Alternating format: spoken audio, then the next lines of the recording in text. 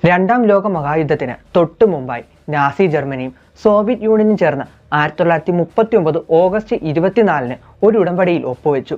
മൊളോട്ടോവ് Ribbentrop ഉടമ്പടി എന്നാണ് ഇത് അറിയപ്പെടുന്നത്. മുൻ ശത്രുക്കളായിരുന്ന ഇവർ അടുത്ത 10 വർഷത്തേക്ക് പരസ്പരം സൈനിക നടപടികളൊന്നും എടുക്കില്ല എന്ന് സമ്മതിക്കുന്നതായിരുന്നു ഇത്.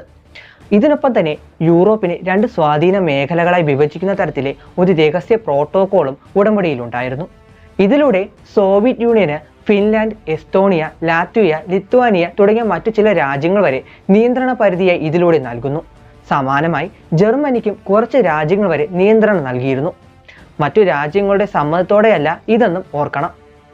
ജർമ്മനിയും സോവിയറ്റ് യൂണിയനും നേർക്കുനേർ നിന്നുള്ള ഒരു യുദ്ധം ഒഴിവാക്കി ആ സമയം കൊണ്ട് മറ്റു പ്രദേശങ്ങളിൽ തങ്ങളുടെ ആധിപത്യം സ്ഥാപിക്കാനായിരുന്നു ഇരു കൂട്ടരുടെയും ലക്ഷ്യം. ജർമ്മനിയെ സംബന്ധിച്ചിടത്തോളം സോവിയറ്റ് യൂണിയന്റെ ഇടപെടലിനെ ഭയപ്പെടാതെ പോളണ്ടിനെയും പടിഞ്ഞാറൻ യൂറോപ്പിനെയും ആക്രമിക്കുക എന്നും, അതേസമയം സോവിയറ്റ് യൂണിയനെ സംബന്ധിച്ച് ജർമ്മൻ ഇടപെടലിനെ ഭയപ്പെടാതെ ബോൾട്ടിക് രാജ്യങ്ങളുടെയും ഫിൻലാൻഡിന്റെയും റൊമേനിയയുടെയും ചില ഭാഗങ്ങളിൽ രാജ്യങ്ങളിൽ കൂട്ടിച്ചേർക്കുക എന്നതുമായിരുന്നു ലക്ഷ്യം. എന്നിരുന്നാലും ജർമ്മനി ഈ ഉടമ്പടി മറികടന്ന് തങ്ങളെ എപ്പോൾ വേണമെങ്കിലും ആക്രമിക്കാമെന്ന് സോവിയറ്റ് യൂണിയന് ഭയമുണ്ടായിരുന്നു. അതുപോലെ തന്നെ തങ്ങൾക്കെതിരായി ഫിൻലാൻഡ് ജർമ്മനിയുമായി സഖ്യത്തിൽ ഏർപ്പെട്ടാൽ തങ്ങളുടെ പ്രധാന നഗരങ്ങളിലൊന്നായ ലെനിൻഗ്രാഡിനെ അതിവേഗം കീഴടക്കാൻ കഴിയുമെന്നും USSR കരുതി. ലെനിൻഗ്രാഡുമായി അധികം അകലത്തിലല്ലാത്തതും സോവിയറ്റ് യൂണിയനുമായി ഫിൻലാൻഡിന് നീണ്ട അതിർത്തി ഉള്ളതുകൊണ്ടും ഫിൻലാൻഡിനെ ഒരു ബഫർ സോണായാണ് അവർ കണ്ടത്.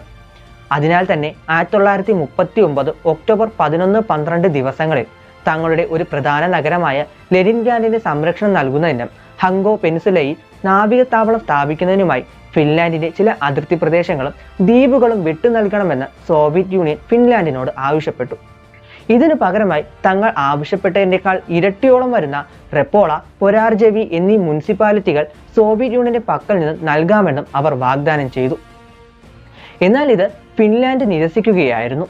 ഇതിനു മുമ്പായി Soviet union Estonia, Latvia, Lithuania എന്നീ രാജ്യങ്ങളുമായി സഹകരണ ഉടമ്പടിയിൽ ഒപ്പുവെക്കുകയും ഈ രാജ്യങ്ങളിൽ സോവിയറ്റ് യൂണിയന്റെ മിലിറ്ററി ബേസ് സ്ഥാപിക്കുകയും ചെയ്തതായി ഫിൻലാൻഡ് അറിയുകയും മേൽപ്പറഞ്ഞ രാജ്യങ്ങൾക്ക് സ്വയംഭരണ അവകാശം നഷ്ടപ്പെട്ടതായും അവർ തിരിച്ചറിഞ്ഞു. അതേസമയം 5-ാം തീയതി സോവിയറ്റുമായി ചർച്ചയ്ക്കുള്ള ക്ഷണം ലഭിച്ചതിന് ശേഷം ഒക്ടോബർ 9-ന് ഫിൻലാൻഡ് അധികമായി സൈന്യത്തിലേക്ക് ആളുകളെ റിക്രൂട്ട് ചെയ്യാൻ തുടങ്ങി. യൂണിയനുമായി ഒരു യുദ്ധമുണ്ടാകുമെന്ന് അവർ അറിഞ്ഞതുകൊണ്ടാവാം ഇത്തരം ഒരു നീക്കം അവരുടെ ഭാഗത്തു നിന്നുമുണ്ടായത്. തുടർന്ന് ഒക്ടോബർ 23-ന് ഫിൻലാൻഡ് USSRന് അവർ ആവശ്യപ്പെടാത്ത മറ്റൊരു ചെറിയ പട്ടണം നൽകാമെന്ന് അറിയിച്ചു. ഈ ഓഫർ സോവിയറ്റ് യൂണിയനെ അത്ര ബോധിച്ചില്ല എന്ന് പറയാം. തുടർന്ന് നവംബർ 13-ന് സമാധാനപരമായ എല്ലാ ചർച്ചകളും അവസാനിപ്പിച്ച് ഫിൻലാൻഡ് മടങ്ങി. റഷ്യക്ക് ആ സ്ഥലങ്ങൾ ആവശ്യമായതിനാൽ തന്നെ എന്ത് വില കൊടുത്തും അവർ അത് നേടാൻ തീരുമാനിച്ചു. അങ്ങനെ നവംബർ 26-ന് ഫിൻലാൻഡിന്റെ അതിർത്തിയിലുള്ള സോവിയറ്റ് ഗ്രാമത്തിൽ USSR തന്നെ ഒരു ഫേക്ക് ഷെല്ലാക്രമണം നടത്തി. ഫിൻലാൻഡിന് മേൽ പഴി ആരോപിച്ച് യുദ്ധം ആരംഭിക്കാനായിരുന്നു അവരുടെ ലക്ഷ്യം. തുടർന്ന് നവംബർ 30-ന് സോവിയറ്റ് യൂണിയൻ വൻ സൈനിക സന്നാഹത്തോടെ ഫിൻലാൻഡിന്റെ അതിർത്തി കടന്ന് ആക്രമിക്കാൻ ശ്രമിക്കുകയും ഫിൻലാൻഡ് സോവിയറ്റിന്റെ സൈനികർക്ക് നേരെ ബോംബാക്രമണം നടത്തി യുദ്ധം പ്രഖ്യാപിക്കുകയും ചെയ്തു. ഏകദേശം 4,27,000 മുതൽ 7,60,000 സൈനികരും 2,514 മുതൽ 6,541 വരെ ടാങ്കറുകളും 3,880 വിമാനങ്ങളും ഉൾപ്പെടുന്ന വലിയ സൈന്യമായാണ് സോവിയറ്റ് യൂണിയൻ ഫിൻലാൻഡിനെ ആക്രമിച്ചത്. എന്നാൽ ഏകദേശം 3 ലക്ഷം മുതൽ 3,40,000 സൈനികരും 32 ടാങ്കറുകളും വെറും 114 വിമാനങ്ങളും മാത്രമുണ്ടായിരുന്ന ഫിൻലാൻഡ് സോവിയറ്റിനെതിരെ കടുത്ത പ്രതിരോധം തന്നെ തീർത്തു. കഠിനമായ കാലാവസ്ഥയും വനപ്രദേശങ്ങളും സോവിയറ്റ് മുന്നേറ്റത്തെ മന്ദഗതിയിലാക്കുകയും പ്രദേശത്തെക്കുറിച്ചുള്ള അറിവും സ്കൈ ട്രൂപ്പുകളുടെയും കരേലിയൻ ഇൻസ്റ്റൻസിലെ കോട്ടകളും ഉപയോഗിച്ച് ഏകോപനക്കുറവും മോശം സജ്ജീകരണങ്ങളാലും വലഞ്ഞ സോവിയറ്റ് സൈന്യത്തിന് ഫിൻലാൻഡ് വലിയ ഒരു നാശം തന്നെ വരുത്തി. ഇതിനിടയ്ക്ക് കുറഞ്ഞ സൈന്യശക്തി ഉപയോഗിച്ച് ഫിൻലാൻഡ് സോവിയറ്റിന് വരുത്തിയ വൻ നാശനഷ്ടം ലോകമെമ്പാടും നിന്നും ഫിൻലാൻഡിന് ശ്രദ്ധ നേടി നൽകുകയും United States, Britain, France, Sweden എന്നീ രാജ്യങ്ങൾ സൈനികപരമായി ഫിൻലാൻഡിനെ സഹായിക്കുകയും ചെയ്തു. തുടർന്ന് ഫിൻലാൻഡ് ഗറില്ല യുദ്ധതന്ത്രങ്ങളും ഒളിഞ്ഞിരുന്നുള്ള ആക്രമണവും ഉപയോഗിച്ച് സോവിയറ്റ് സൈന്യത്തിന്റെ വിതരണ ശൃംഖലയെയും ഒറ്റപ്പെട്ട യൂണിറ്റുകളെയും ആക്രമിച്ചു.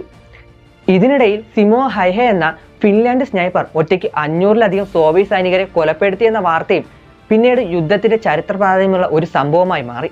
ഫിൻലാൻഡിലെ കരേലിയൻ ഇൻസ്റ്റൻസിൽ സോവിയറ്റ് യൂണിയന്റെ വൻതോതിലുണ്ടായ മുന്നേറ്റം ഫിൻലാൻഡിനെ തളർത്തുകയും 1940 ഫെബ്രുവരി 12-ന് സമാധാന ഉടമ്പടിയെപ്പറ്റി ചർച്ച നടത്താൻ സോവിയറ്റ് യൂണിയനുമായി തീരുമാനിക്കുകയും ചെയ്തു.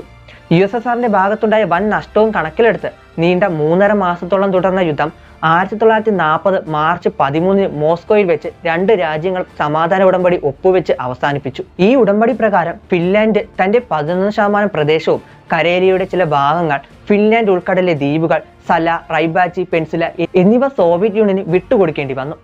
കൂടാതെ 30 വർഷത്തേക്ക് ഹംഗോ പെൻസില സോവിയറ്റ് യൂണിയന് പാട്ടത്തിന് നൽകേണ്ടിയും വന്നു. യുദ്ധത്തിൽ ഫിൻലാൻഡിന്റെ 26,000-ഓളം സൈനികർ മരണപ്പെടുകയും 43,000-ഓളം പേർക്ക് പരിക്കേൽക്കുകയും ചെയ്തു. എന്നാൽ സോവിയറ്റ് യൂണിയന്റെ 1,26,000 മുതൽ 1,68,000 സൈനികർ വരെ മരണപ്പെടുകയും 1,88,000 മുതൽ 2,07,538 പേർക്ക് പരിക്കേൽക്കുകയും ചെയ്തു.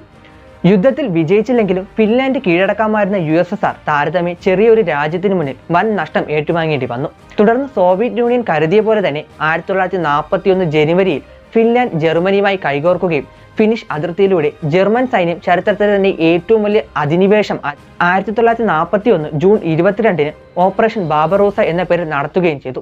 എന്നാൽ 1942 ജനുവരി 7-ന് USSRന്റെ വിജയത്തോടെ ഇതിന് അന്ത്യവുമായി.